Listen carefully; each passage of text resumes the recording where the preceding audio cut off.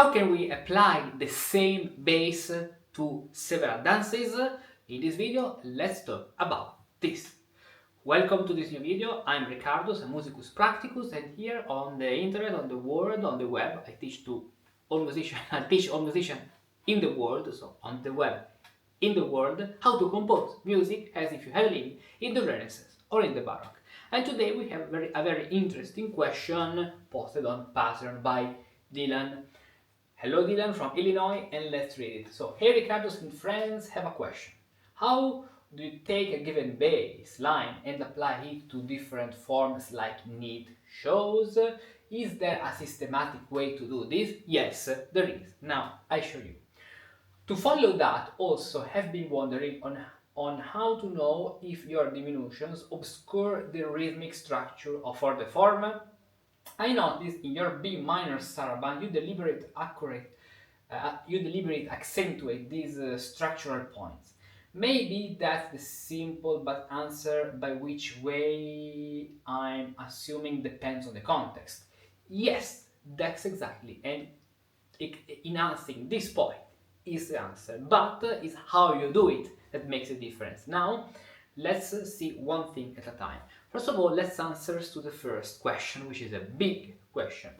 And to answer to the first question, so how we can accommodate the same bass line to different forms, the concept of variations is what can help us. So let's take Neidt.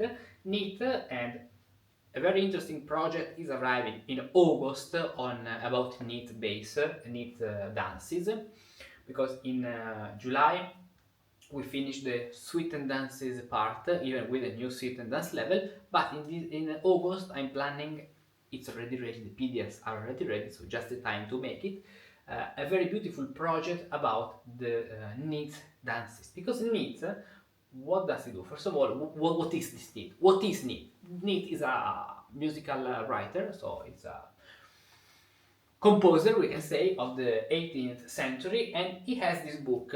He wrote this book. This is the modern English version, which is available online in PDF, and no paperback is anymore available to purchase. So this is the only the only one I found. Neidt provides a bass for a prelude, to improvise a prelude, as you can see, this bass. And after this, he shows the same bass accommodated to different dances, minuets, sarabands, and other dances. Courante, giga, and other dances, allemande. So, we have this bass, and let's see how he creates that. First of all, we have the bass. Let's play it with basso continuo. Fa, mi, fa, mi, fa, sol, mi, fa, sol, fa, mi, re, do, fa, mi, fa, sol, do. Now I want you to notice that this bass is built in order to have a cadence here, a cadence to this point, a cadence to the first degree to C major, and a cadence to the fifth degree here, which is cadence to G major. This is very important to notice because they'll be the points where the ritornello starts. In other words, here. Then we have another cadence, so the following section go this way, from G major, Sol, Sol, Fa, Mi, Fa, Sol, La, Fa, Mi, Re, La, Re. Second cadence to A minor, Re, Re, Mi, Fa, Fa, Sol,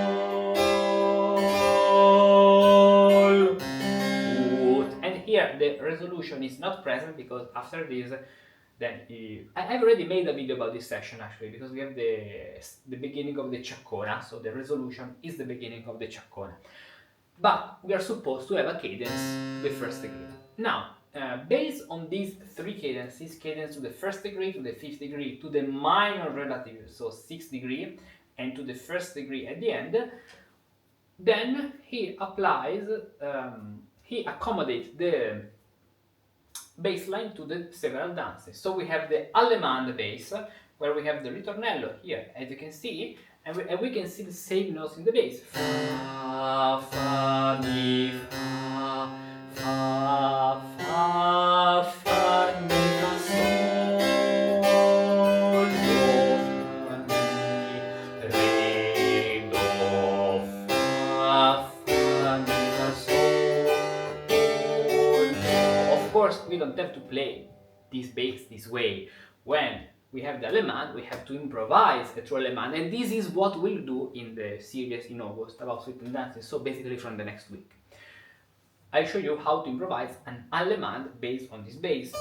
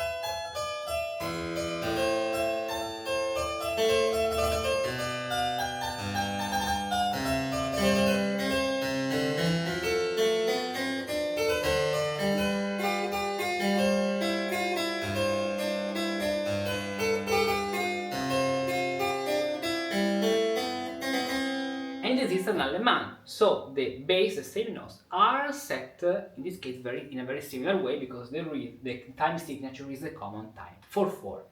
Now the problems arise, the challenge more than the problems arise when we have the courant bass, where we have to adapt this to a triple time. So sometimes we may do long, short, or short, long. For example, the tight bass that we have written this way, pa, pa, pam, this becomes very, very short, because the first note becomes 3 instead of 2, because it takes a whole tactus. The second part we have to do, for example, long and short. So we have this. This is the way, but we will study and analyze this and compare the bass in the video about the courant. And then after this, we can improvise an entire courant based on this bass. Let's try.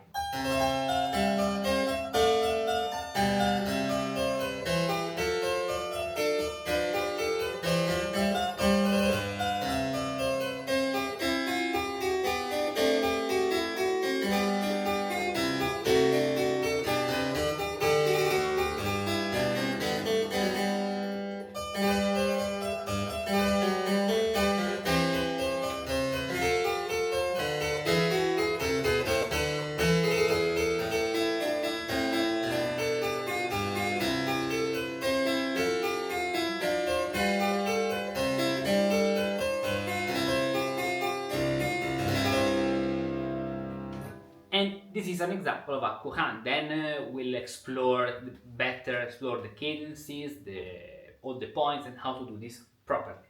But this is the way to accommodate the bass. Another example is the bass of the minuet. So here we have a minuet, the bass, a version, no, this is Sarabande, another dance we'll do together. And for example, in a minuet, we have two versions, which is very interesting. One version, one bass, where in the second part we do not have the cadence to the minor mode, and another one where we have the cadence to the minor mode, A minor, as you can see. So yes, the answer is mainly in the time signature and the tactus. When the tactus is in a triple time, we have to make some choice. We have to transform a note from two brevis into something which is short and long, because the tactus is inequalis and the downbeat is double than the upbeat. This to answer the first question. Then we have another question which is very interesting, about how diminutions, so if diminutions can obscure the rhythm. The answer is totally yes. And to better answer this question, there is something which arrives to our help, okay, arrives to our help, which is the Sarabanda. So in Bach compositions, so let's open Bach folder. No, we are in Johann Sebastian Bach. There is a partita, which is not a match, just to know. Partita number 6, we have a Sarabande. This Sarabande, here, first of all, we have something very particular, which is the upbeat. Usually, in a Baroque Sarabande, we don't have an upbeat, but in this Sarabande, we have the upbeat. And here, as you can see, yes, the rhythm is very obscure. All the diminutions obscure the rhythm, but there are some elements which make the rhythm clear. For example, let's focus on the first 4 bars. Let's play them slowly, but with the correct rhythm. So,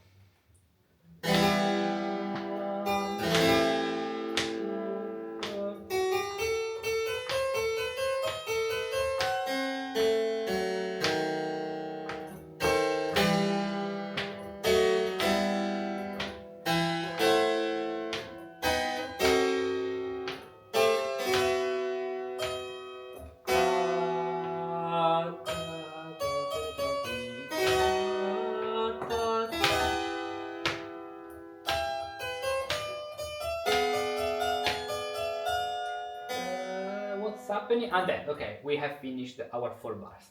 What we can notice is the following thing, that we have here on beat number 1 a strong harmony because of the 7th, which is prepared from the previous harmony.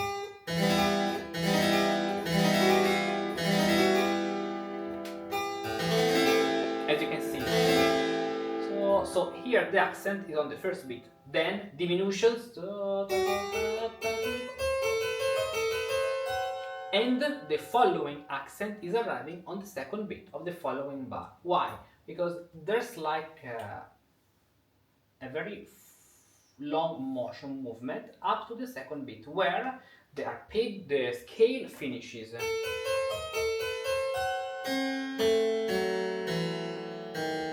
And then it stops. So yes, it's a little obscure, the rhythm is a little obscured by the diminutions, but we can see that we have an appoggiatura here. Or we can see that the rhythm, the diminutions are disappearing. So the rhythm of the first 2 bars is long, short, short, long, long, short, short, long. This is the rhythm of this Sarabande. And this is confirmed by the following couple of bars, where we have, notice here, the downbeat, then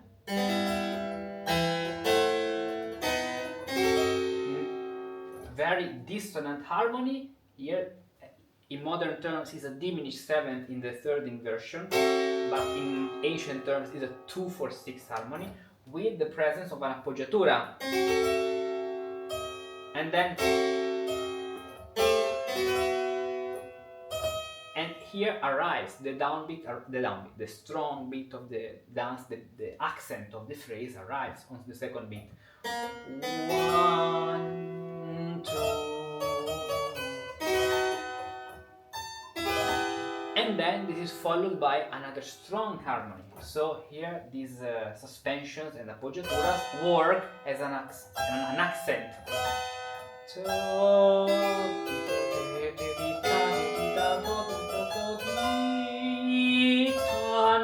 And then the resolution of the suspensions arrives on the second beat.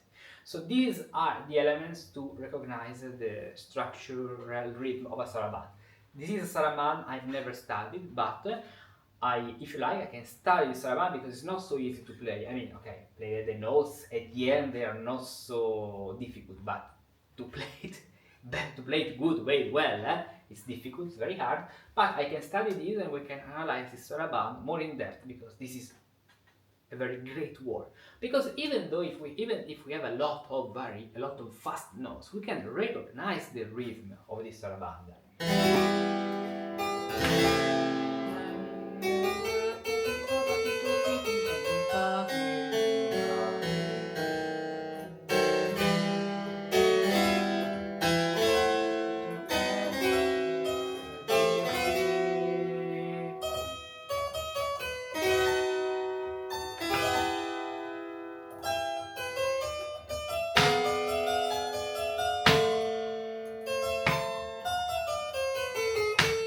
It's clear. One, one.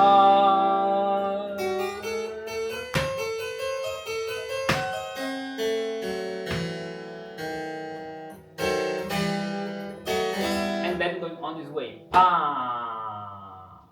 pam, pam, pam.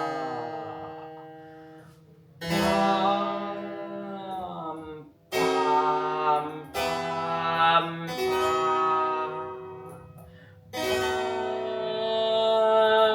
pam, pam,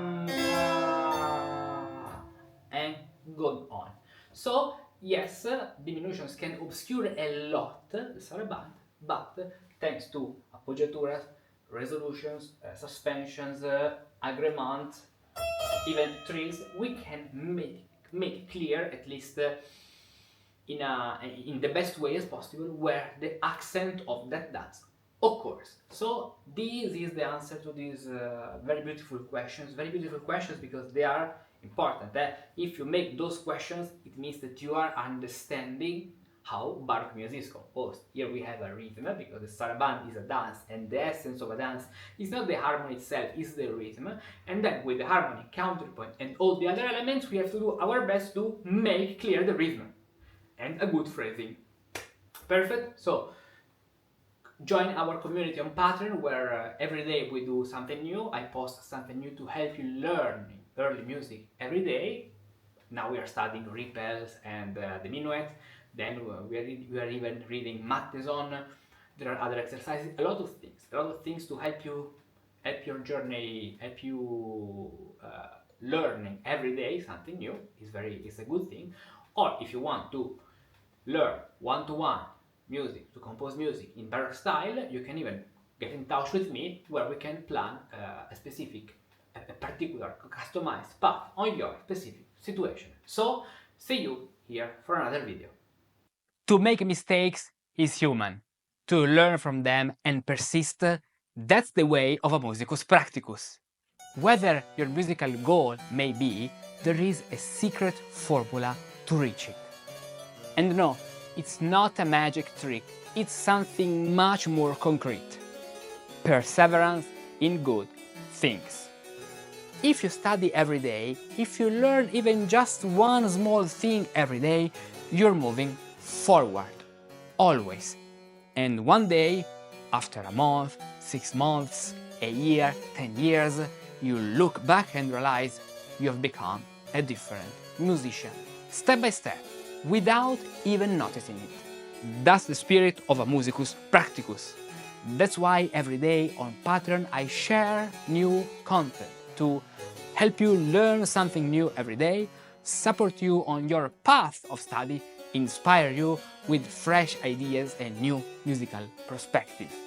One day we talk about musical rhetoric, another day I post an exclusive video on improvisation, and another day an article on Renaissance counterpoint, and so on.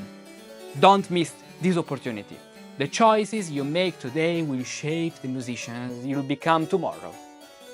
Join the Musicus Practicus community, join us on Patreon, and with a small monthly contribution you'll also be supporting this great global educational project. Go to the link, choose the contribution you want to give, and start learning every single day. To make mistakes is human.